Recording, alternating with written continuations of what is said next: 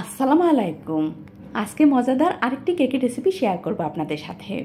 এটা white chocolate cake. এটা দেখতে সিম্পল কিন্তু খেতে ভীষণ মজার হয়।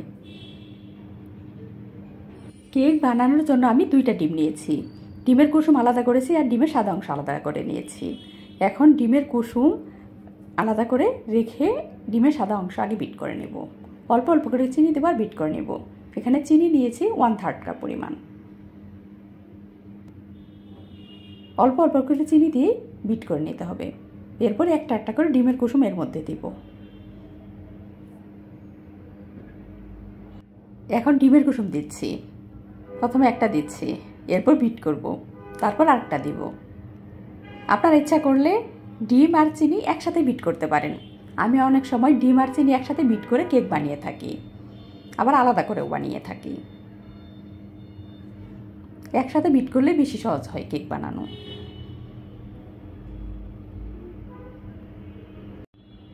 এর মধ্যে এখন শুকনো উপকরণগুলো দিব। এই জন্য আমি আধা কাপ পরিমাণ ময়দা নিয়ে নিলাম। এখন দিয়ে দিচ্ছি বেকিং পাউডার 1 চা চামচ পরিমাণ। কর্নফ্লাওয়ার 1 টেবিল চামচ পরিমাণ দিতে হবে। গুঁড়া দুধ দিয়ে দিলাম 2 টেবিল চামচ পরিমাণ। এখন সব কিছু চেলে মিশিয়ে নিচ্ছি।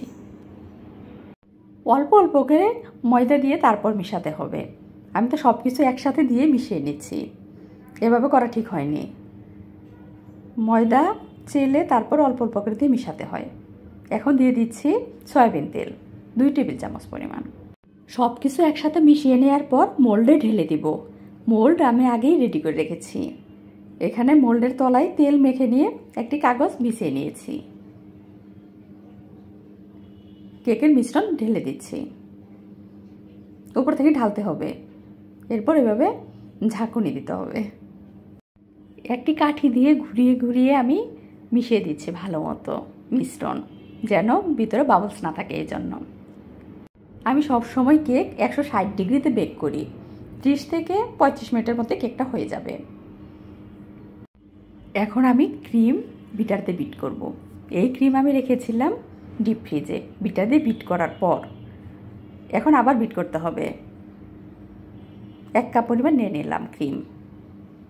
এর মধ্যে দিয়ে দিচ্ছি আইসিং সুগার পরিমাণ মতো। এখন বিট করে নিচ্ছি। কনডেন্স মিল্ক দিলে বেশি মজা হয় খেতে।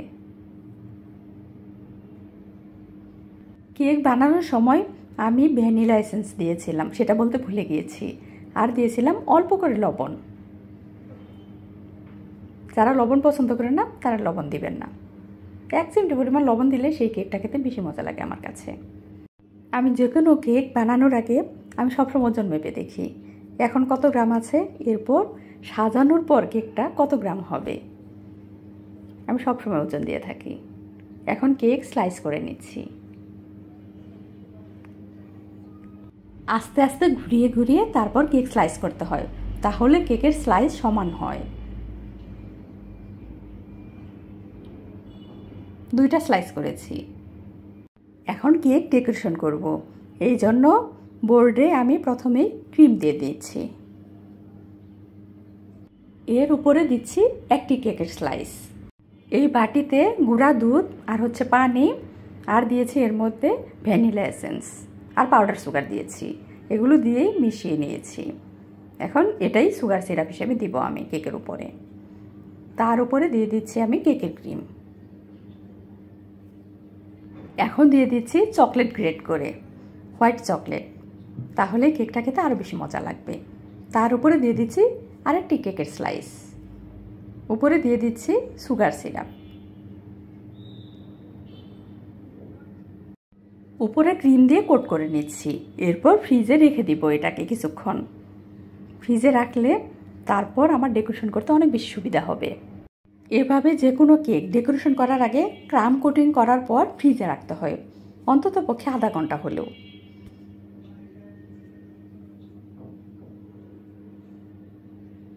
আমি ফ্রিজে রেখে দিয়েছিলাম। এরপর কেকটা বের করে এখন এর উপরে দিয়ে দিচ্ছি চকলেট গ্রেট করে। সাইড দিয়েও চকলেট গ্রেট করে দিয়ে দেব। আর উপরে চেরি দিয়ে সাজিয়ে দিয়েছিলাম। দেখুন কেকটা কত সুন্দর হয়েছে। সিম্পলের মধ্যে অনেক সুন্দর একটি কেক। এটা খেতেও অনেক মজার হয়।